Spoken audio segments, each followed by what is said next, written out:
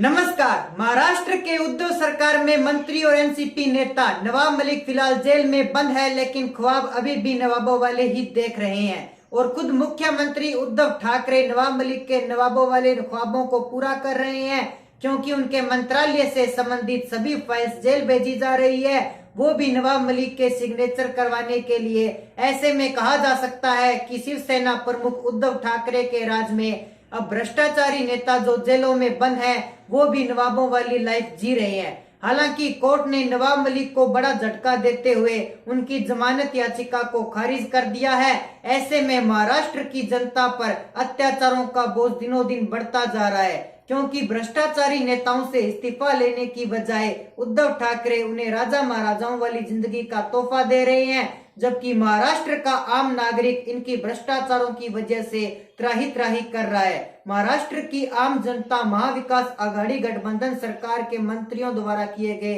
भ्रष्टाचारों के बोझ तले दब चुकी है। कभी उद्धव सरकार के गृह मंत्री 100 करोड़ रुपए वसूली करने के आरोप में जेल चले जाते हैं, तो कभी उद्धव सरकार के पुलिस अधिकारी सचिन वाजे और परमवीर सिंह को भ्रष्टाचारों के आरोप में जेल में डाल दिया जाता है, और अभी एनसीपी नेता नवाब मलिक के अंडरवर्ल्ड डॉन दाऊद इब्राहिम के साथ संबंधों को लेकर अवैध जमीन पर अवैध कब्जा करने के मामले में ईडी ने शिकंजा कस लिया है और नवाब मलिक को जेल की सलाखों के पीछे भेज दिया है। ऐसे में उद्धव सरकार का बदलापुर की राजनीति करने पर उतर आई है। जिस तरह से 125 घंटे के वीडियो स्ट्रिंग ऑपरेशन मामले को लेकर के बीजेपी नेता और पूर्व मुख्यमंत्री देवेंद्र फडणवीस से उद्धव की पुलिस जो पूछताछ कर रही है, उससे तो यही नजर आ रहा है कि कहीं ना कहीं उद्धव ठाकरे विपक्ष के नेताओं से बदलापुर की तर्ज पर बदला लेने के मूड में है। लेकिन इसी बदलापुर की राजनीति में एनसीपी नेता और महाराष्ट्र के उप मुख्यमंत्री अजित पवार ने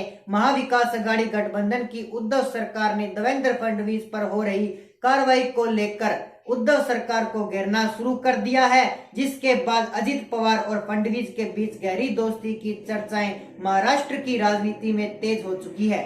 अजित पवार भी सहकारी बैंक घोटाले का आरोप है जिसकी जांच चल रही है, लेकिन इसी 25,000 करोड़ रुपए के सहकारी बैंक घोटाले की जांच की आंच से बचने के लिए, या यूं कहें कि इस जांच की रफ्तार को कम करने के लिए अजित दादा द्वारा खुद के फायदे वाले कोई कदम उठाने के प्रयास लगातार लगाए जा रहे हैं। ऐसे में नहीं बोलना चाहिए कि महाविकास आघाड़ी गठबंधन सरकार बनने से पहले अजित पवार एनसीपी के सभी 56 विधायकों के साथ बीजेपी को समर्थन कर देवेंद्र फडणवीस की सरकार बना चुके थे। भले ही वो सरकार 1-2 दिन ही बनी थी, लेकिन उसी तर्ज पर अब बीजेपी नेताओं ने अगले 9 दिन में महाविकास आघाड़ी गठबंधन टूटने और उद्धव सरकार गिरने की भविष्यवाणी कर दी है, जिसको सच साबित करने के लिए बीजेपी द्वारा एडी चोटी का जोर लगाना भी लाजमी है। ऐसे में कहा जा सकता है कि बीएमसी चुनाव 2022 से पूर्व महाराष्ट्र की राजनीति में कोई बड़ा उथल पुथल भी हो सकता है, और इसी उथल पुथल में महाविकास आघाड़ी गठबंधन पर संकट के बादल मंडरा सकते हैं।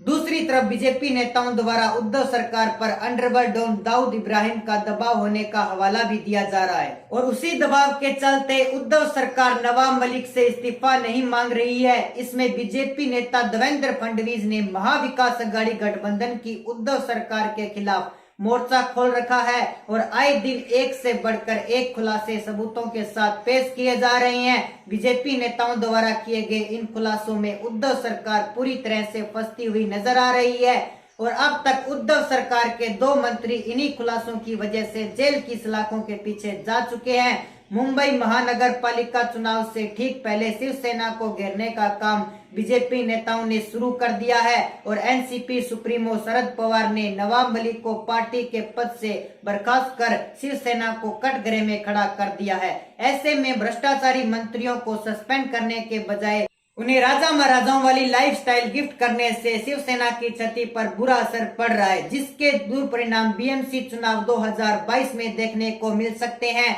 ऐसे में कहा जा सकता है कि महाराष्ट्र की राजनीति में काफी उथल पुथल मची हुई है, और आने वाले समय में एक बड़ा बदलाव होने के संकेत भी लगातार मिल रहे हैं। बीजेपी नेताओं द्वारा एनसीपी और शिवसेना में सेंधमारनी करने की चर्चाएं भी लगातार तेज है, और इसी का परिणाम रहा है कि एनसीपी नेता और मुख्यमंत्री अजित पवार ने उद्धव सरकार को ही कटघरे में खड़ा कर दिया है। ऐसी स्थिति में महाविकास अघाड़ी गठबंधन की आपसी फूट खिलकर सामने आ चुकी है, जो भविष्य में एक बड़ा रूप धारण करते हुए उद्धव ठाकरे की सीएम गद्दी पर संकट भी पैदा कर सकती है। महाविकास अघाड़ी गठबंधन में बीजेपी नेताओं द्वारा सेंधमारी की चर्चाएं लगातार तेज है। इस बात को महाराष्ट्र की राजनीति में जोर शोर से उछाला भी जा रहा है कि अजित पवार ने बीजेपी नेता देवेंद्र फडणवीस के साथ जाकर के 2 दिन की सरकार बीजेपी की महाराष्ट्र में बना दी थी। जब महाविकास अघाड़ी गठबंधन का निर्माण हो रहा था, ऐसे में चाचा भतीजा यानी कि अजित पवार और एनसीपी सुप्रीम शरद पवार के बीच में कुछ भी ठीक होने का